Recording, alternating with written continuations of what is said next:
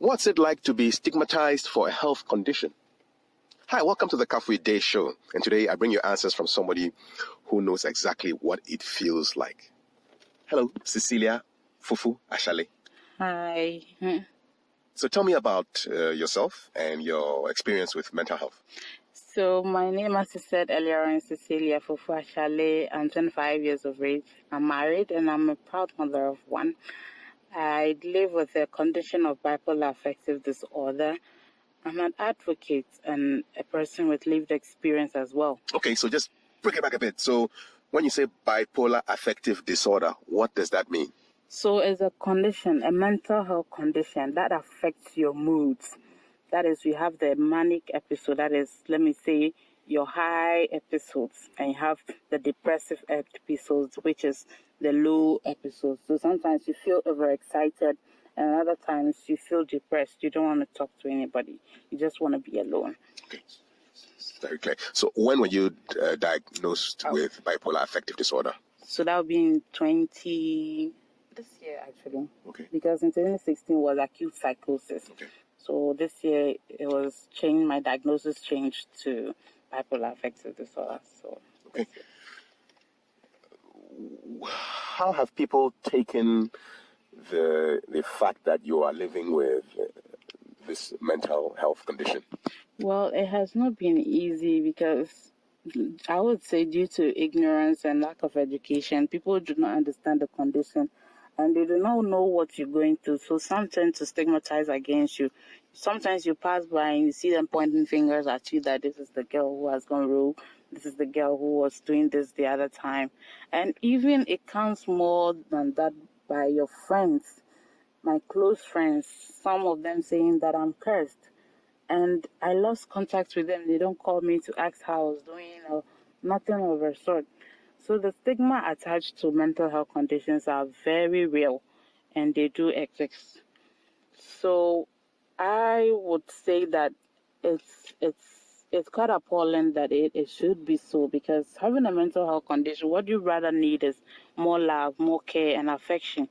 People coming around you, asking you how you're feeling, but it is not so, which is very bad. And it affects you in so many ways. You feel devastated, you feel left alone, you feel left out in the world, you feel nobody cares about you.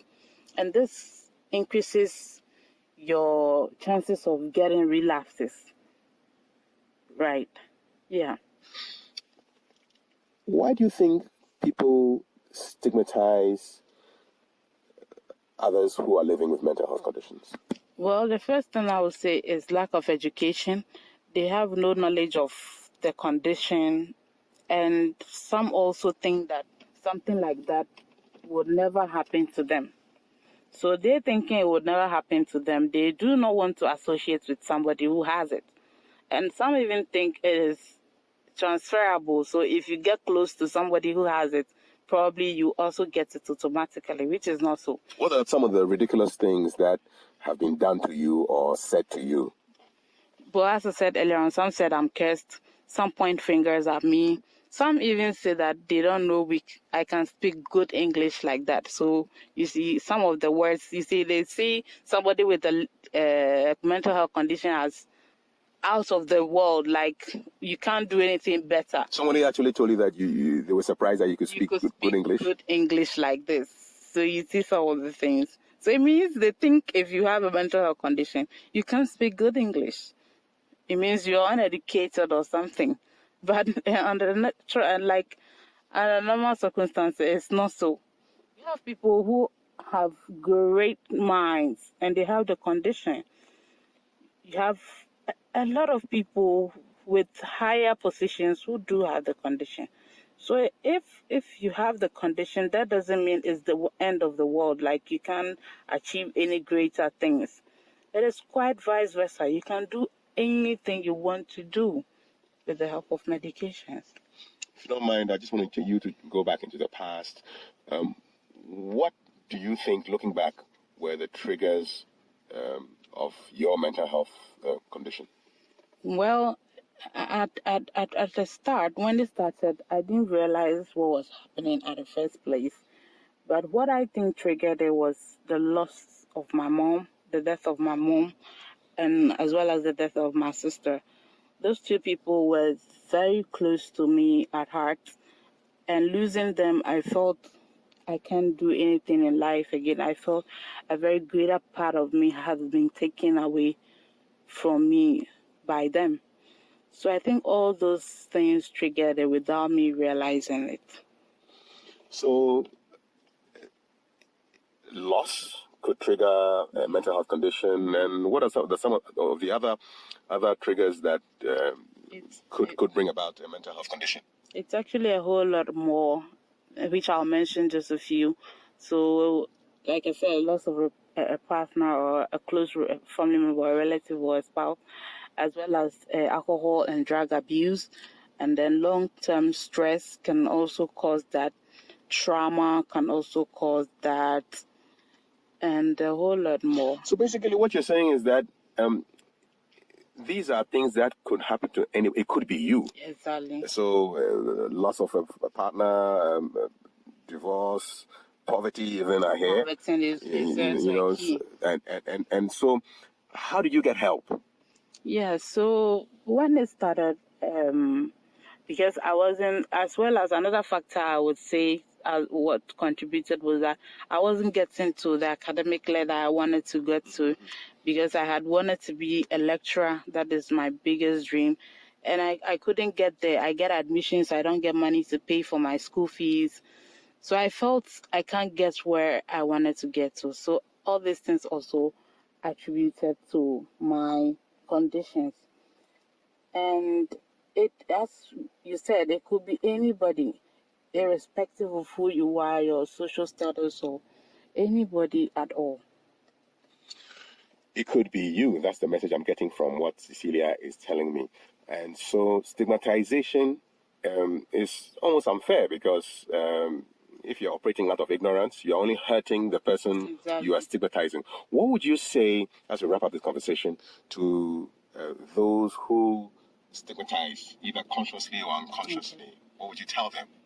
What I would say is that, please, if you have somebody going through a mood swing, just get close to them. Find out what is going on with them. At a first point, they might not open up to you, but I do always say this thing, that ask twice. And you asking twice doesn't just mean asking how they're doing. You try a first approach by asking how they're doing. They will tell you everything is fine, but try a different approach. But let's say, hey, what's up today? Everything cool? Something like that. Like, try to be more friendly, and you'll be surprised. They'll open up to tell you what they're going through. And when you get to know, don't stigmatize. Don't push yourself away from them. Get rather closer. Try to seek help for them. For all you know, you will be their turning point. Like, you'll be the sunshine in their life. And you could save a life by doing so. So don't stigmatize. Get close. Show more love and show more care. What's the future as far as you, because you are managing the condition? Yeah. It's going to be with you for your life. Yeah. Are you hopeful that things will be fine? Yeah, I'm very hopeful. That is, I hope to be the lecturer I wanted to be one day, just to prove to people that having a mental health condition doesn't stop you from achieving your aims, your goals, and your dreams. You can do more achievable things. So I want to be a lecturer in future, and to prove to people that they can do marvelous things, even with their mental health condition. It's a pleasure talking to you. That was Cecilia Fofo Ashalley speaking to us about mental health and stigmatization. Remember, hashtag it could be you. And mental health conditions are more common than you think. 1 in 5 Ghanaians, according to the latest survey.